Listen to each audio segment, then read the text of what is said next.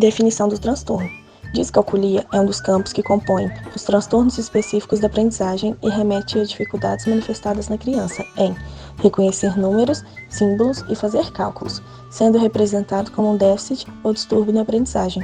Geralmente é reconhecido em crianças no grau de escolaridade do Fundamental 1, nas realizações de somas, subtrações e raciocínio lógico, mas é mais reconhecido no Fundamental 2. Uma definição mais atual de descalculia encontra-se no DSM-5, um termo usado em referência a um padrão de dificuldades caracterizado por problemas no processamento de informações numéricas, aprendizagem de fatos aritméticos e realização de cálculos precisos ou fluentes. Com base nisso, a descalculia pode se apresentar combinada com outras doenças ou transtornos de aprendizado. O psicólogo Ladisław Koski elaborou uma classificação na qual apresentou 6 subtipos de descalculia, sendo elas verbal, practognóstica, léxica, gráfica, ideognóstica e operacional. Sinais e sintomas. Como vimos anteriormente, os sinais da descalculia são reconhecidos geralmente na infância, mas podem aparecer em diversas fases da vida. Garcia aponta baixa qualidade do sono, fatores econômicos, problemas familiares.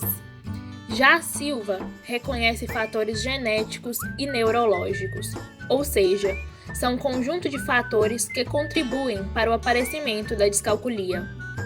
De acordo com Bastos, os sintomas mais frequentes da descalculia são erro na formação dos números, invertendo-os, por exemplo, o 37 para o 73. Na dislexia, nem todos os disléxicos têm descalculia, que é a falta de concentração e dificuldade de interpretação.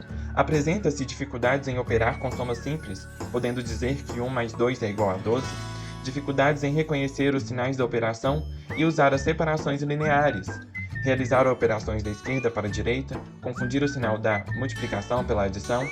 Ressalta-se dificuldades na leitura correta de números com diversos dígitos, não identificar casas decimais, milhar, centenas, dezenas e unidades.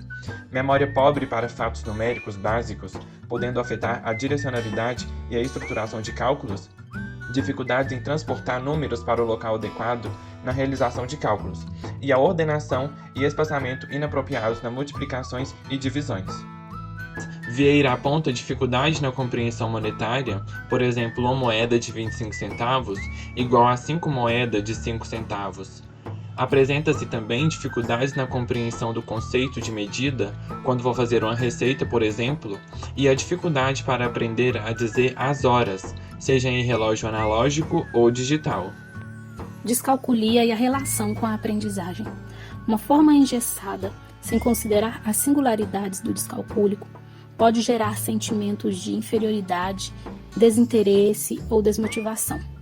Alunos com descalculia têm a sua autoestima e autoimagem diretamente atingidas, tornando-se intimidados pelo julgamento dos demais colegas e até de professores, levando por vezes ao insucesso escolar.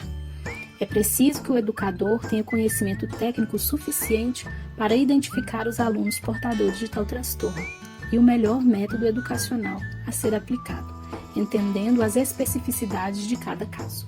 Etapas do processo de aprendizagem. Percepção de figuras e formas, ou seja, observar os detalhes, semelhanças, diferenças e relacionar com fotos e imagens. Noção de espaço, como localização de objetos em cima, embaixo, no meio, etc. Ordem e sequência.